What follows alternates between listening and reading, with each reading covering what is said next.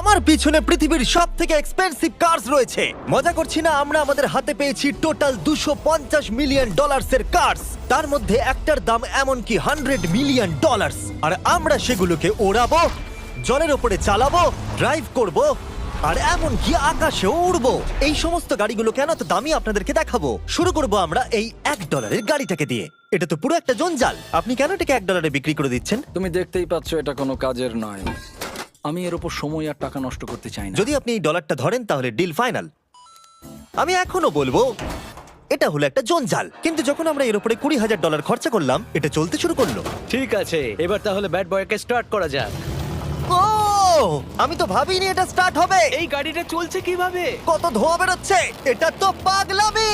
$1 কার, $1 কার, $1 কার, $1 কার।